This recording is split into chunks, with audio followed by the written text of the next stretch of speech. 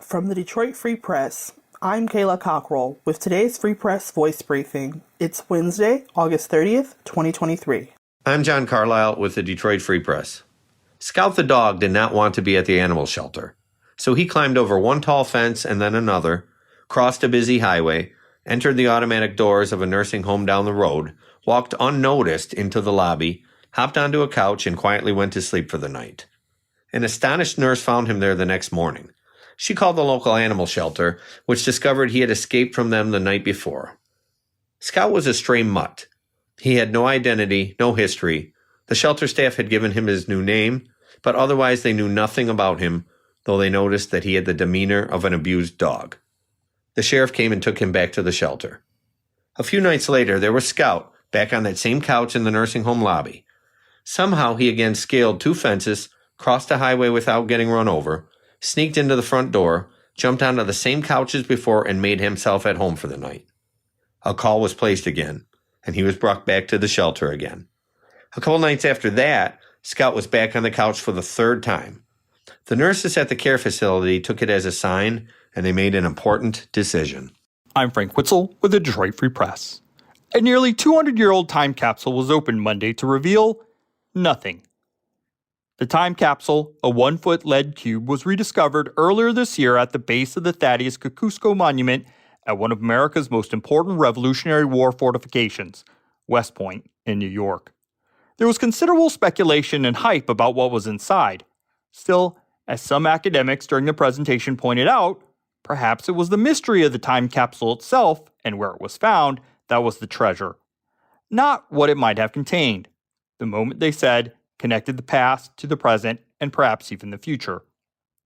Officials at the Academy had concluded the time capsule was placed in the monument by cadets in 1828, just 26 years after the Academy's founding. But even before the event, cynics made comparisons to Geraldo Rivera's 1986 fiasco when he opened Al Capone's vault during a television special. It also turned out to be empty. General George Washington selected Kosciuszko, an engineer, to build up West Point's defenses during America's Revolutionary War. That helped a new nation break free from an old one.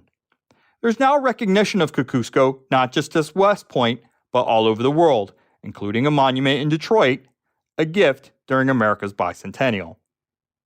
It's not really what's important what's in there, Brigadier General Shane Reeves, the Academy's dean, said just before the time capsule was opened. Make no mistake, I hope it's cool. I hope it's awesome. I can't wait to see what's in there. But, he said, at the end of the day, the experience was an opportunity to reflect and be inspired. I'm Andrew Burkle with the Free Press Sports Department. Tuesday was the deadline for NFL teams to make their final roster cuts, meaning the Lions have officially settled on their 53-man team, at least for now. Thanks to the reporting of our Lions beat writer Dave Burkett, there weren't too many surprises. But as always, there were a couple of names that certainly deserve discussion. Sterling Thomas V, an undrafted cornerback out of UAB, impressed throughout much of camp, but was waived on Tuesday. That was a bit of a surprise, but the competition in the secondary has been fierce.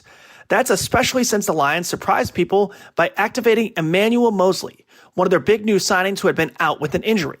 Cornerback Chase Lucas was also a victim of the deep secondary and was waived by the team. The other major storyline is the kicking position. The Lions got fairly reliable play from Michael Badgley last year, but they decided to go in a different direction this offseason.